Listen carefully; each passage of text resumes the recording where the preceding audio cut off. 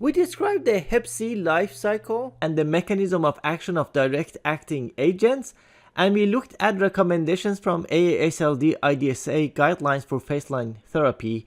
We evaluated and managed drug-drug interactions, and we designed an individual monitoring plan. Now, given a prescription for Hep C virus agents, provide patient counseling for adverse effects. So in this table, we can see the regimens that are currently available in the US market. You will see that they pretty much all have fatigue and headache listed as common adverse effects, and these are coming from package inserts.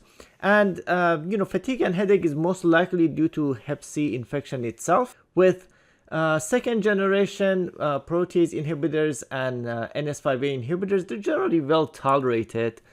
So you will see that for sofosbuvir potassium, for example, headache, fatigue, and nausea. For sofosbuvir potassium oxaliplaravir, similarly, headache, fatigue, nausea, and diarrhea. For glecaprevir pibrentasvir, headache and fatigue. Now, ribavirin specifically has some unique adverse effects, so we can break them into CNS adverse effects. So again, fatigue, headache, but also fever, insomnia, depression, dizziness, and anxiety. There are also some dermatologic adverse effects, such as alopecia, pruritus, and rash, and GI adverse effects, nausea, anorexia, weight decrease, vomiting, and diarrhea. But more importantly, hematologic adverse effects, such as leukopenia, neutropenia, hemolytic anemia, and thrombocytopenia.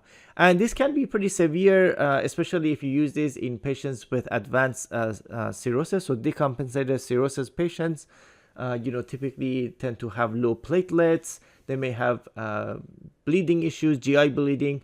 And so the dosing of ribavirin, in fact, is based on the level of hemoglobin. So essentially, if somebody's hemoglobin is going down, as well as platelets, there are recommendations in the package insert on how to adjust dose.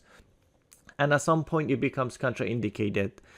Now, there is a black box warning for ribavirin, so hemolytic anemia is a black box warning, but also teratogenicity. So it is contraindicated for use in pregnancy.